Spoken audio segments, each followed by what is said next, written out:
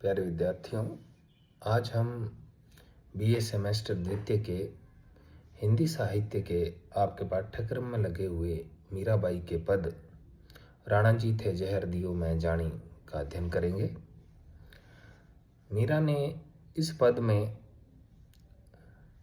प्रभु के प्रति अपनी भक्ति, संतों के प्रति अपनी श्रद्धा व्यक्त की है और भक्ति के मार्ग में आने वाले किसी भी प्रकार के विघ्न को मीरा तृण तुल्य भी नहीं समझती है और उसे झट से झटक देती है। मीरा कहती है, राणा जी थे जहर दियो मह जानी। राणा जी जब भी मीरा कहती है तो बहुत से विद्यार्थियों को पता न होने की वजह से वो सोचते हैं कि मीरा के पति जो थे राणा भोजराज, उनके बारे में मीरा कह रही है। ऐसा नहीं है। या कुछ लोग जो है वो ये समझ लेते हैं कि मीरा राणा जी अपने ससुर को कह रही है। ऐसा भी नहीं है। मीरा के जो देवर थे राणा विक्रमादित्य, वो गद्दी पर बैठे थे, इसलिए मीरा जब भी राणा जी संबोधन देती है तो वो अपने देवर को ही देती है, अर्थात राणा विक्रमादित्य को। तो जब भी राणा जी शब्द आए मीरा के काव्य में तो वो राणा विक्रमादित्य के लिए ही होता है, न कि अपने पति अथवा अपने ससुर के लिए। राणा जी थे जहर दियो मह जानी। हे राणा जी, आपने मुझे जहर दिया, आपने मुझे जहर दिया मुझे मारने के लिए।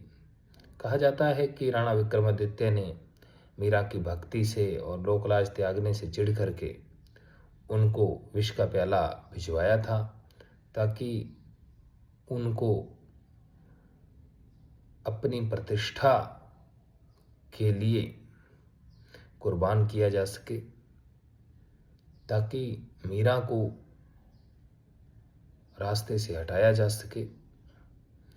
तो मीरा कहती है कि राणा जी, आपने मुझे जहर का प्याला भेजा था मारने के लिए। यद्यपि वो जो जहर का प्याला था वह चरणामृत कह करके भेजा गया था। वह मीरा को यह नहीं बताया गया था कि इसमें विष है। कहा गया था कि ये चरणामृत है, भगवान का चरणामृत है। तो मीरा कहती है कि आपने चरणामृत के रूप में जो विष भेजा था उसके बारे में मैं अच्छी तरह से जानती हूँ। मह जानी, मह यानी मैं, जानी यानी जानती हूँ। राणा जी थे जहर दियो, आपने चरणामृत दिया था लेकिन वो चरणामृत नहीं था, वो जहर था। ये बात मैं अच्छी तरह से जानती हूँ। राणा जी थे जहर दियो, आपने जहर दिया, विष दिया, मैं जानी, मैं जानती हूँ। जैसे कंचन दहत अग्नि में निकसत बारा बाणी। जिस प्रकार से जो कंचन होता है, सोना होता है, वो अग्नि के अंदर, दहत का मतलब होता है जलना, वो अग्नि के अंदर जब जलता है तो वह 12 बाणी होकर के बाहर निकलता है। 12 बाणी का अर्थ होता है एकदम खरा, शुद्ध। उसकी जितनी भी अशुद्धियाँ होती हैं, अन्य तत्व जो उसके भीतर मिले हुए होते हैं, वे सब तत्व जो हैं अग्नि में जल के भस्मीभूत हो जाते हैं। शुद्ध सुवर्ण जो होता है वह अग्नि से बाहर निकल करके आता है।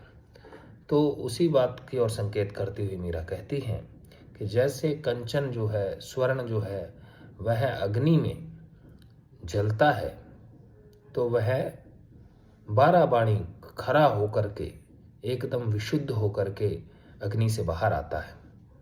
उसी प्रकार से आपने जो मुझे विष दिया है, इस विष को पी करके मेरा जो संकल्प है प्रभु को पाने का, मेरी जो भक्ति है वह और भी ज़्यादा बढ़ गई है। वह नष्ट नहीं हुई, वह और भी ज़्यादा बढ़ गई है। जैसे स्वर्ण अग्नि में जल करके अपनी तमाम अशुद्धियों को नष्ट कर देता है और अपना शुद्ध रूप बचा लेता है, उसी प्रकार से आपके इस विष को पी करके मेरे भीतर भी यदि कुछ रहा होगा, मेरे भीतर भी जो भी अशुद्धियाँ रही होंगी वे सारी अशुद्धियाँ नष्ट हो गई, जल गई। अब मैं एकदम से खरी हो गई हूँ, एकदम से विशुद्ध हो गई हूँ, खरे सोने के तुल्य मैं हो गई हूँ। तो आपने तो बड़ा उपकार किया। राणा जी, आपने विष दिया, इस बात को मैं अच्छी तरह से जानती हूँ। जैसे कंचन या अर्थात स्वर्ण जो होता है, सोना जो होता है, वह अग्नि में जब जलता है तो उससे खरा होकर के निकलता है। 12 बाणी का अर्थ होता है खरा, एकदम शुद्ध होकर के निकलता है। उसी तरह से आपके विष पिला दिए जाने के बाद तो मेरी भक्ति जो है वो और भी बढ़ गई है।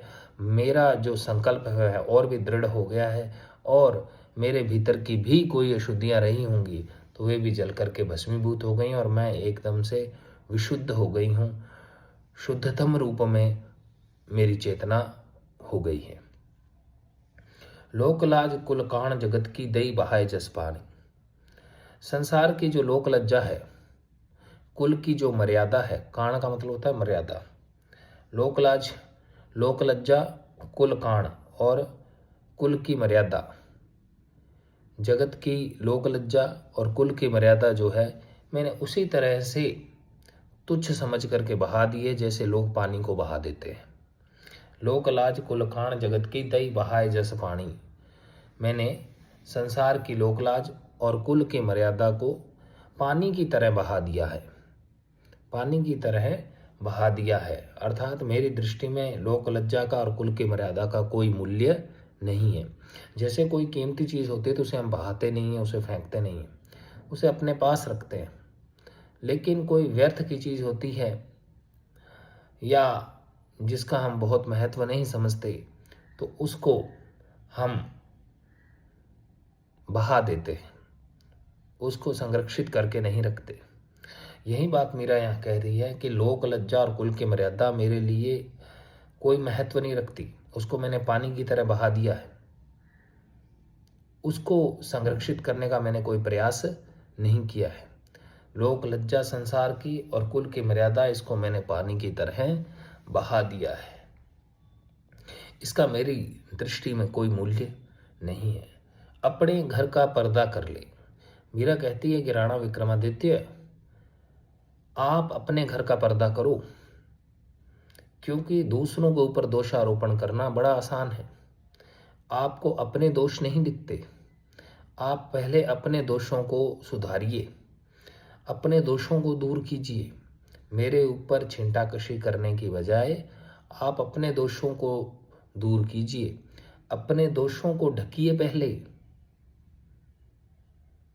कहावत भी है कि जिनके घर कांच के हुआ करते हैं वे दूसरों के घर में पत्थर नहीं फेंका करते। अपने घर का पर्दा कर ले, पहले तो तू अपने घर का पर्दा कर ले, अपनी लाज जो है उसको ढक ले, क्योंकि तेरे दोष भी जग जाहिर है, उनको छिपा, उनको दूर कर। मैं अबला बोराणी, मैं तो जो हूँ बोराई हुई नारी हूँ। अबला का मतलब होता है नारी, बोराणी का मतलब होता है बोराई हुई, पगलाई हुई। मैं तो प्रभु के प्रेम में पगलाई हुई नारी हूँ, प्रभु के प्रेम में दीवानी नारी हूँ। मैं तो प्रभु के प्रेम में दीवानी हो गई हूँ, पागल हो गई हूँ। इसलिए आप अपने घर का पर्दा कर लीजिए, मेरे ऊपर दोषारोपण मत कीजिए, अन्यथा ठीक न होगा। तर्कस तीर लग्यो मेरे हियरे। तर्कश का तीर जो था वो मेरे हियरे यानी हृदय में लग गया। प्रभु ने तर्कस से अपना प्रेम का तीर चलाया और मेरे हृदय में मार दिया, मेरे हृदय में लगा। वह तर्कश का तीर मेरे हृदय में लग गया है। तर्कश का प्रेम का तीर जो है वो मेरे हृदय में लग गया है। गर्क गयो सनकाणी, और वह मेरे भीतर तक धंस गया है। गर्क गयो का मतलब होता है भीतर तक धंस जाना। उसने मेरे हृदय को भेद दिया है, मेरे हृदय के भीतर तक वह तीर जो है प्रेम का वह धंस गया है। गर्क गयो, वह मेरे हृदय के भीतर तक धंस गया है। सनकाणी, और उस प्रेम के तीर के लगने से मैं सनक गई हूँ, मैं पागल हो गई हूँ। उस प्रेम के तीर के मेरे हृदय में लगने से मैं पागल हो गई हूँ, प्रेम में बावरी हो गई हूँ। कहते हैं तर्कस तीर लग्यो मेरे हीरे। तर्कस का प्रेम तीर श्री कृष्ण ने मारा है और वो मेरे हृदय में लग गया है। गर्क गयो सनकाणी, और वो है मेरे हृदय में गहरे तक धंस गया है, गहरे तक धंस गया है वह प्रेम का तीर, और जिसने मुझे सनका दिया है, पागल कर दिया है। सनकाणी का अर्थ होता है पागल हो जाना। सब संतन पर तन मनवारो।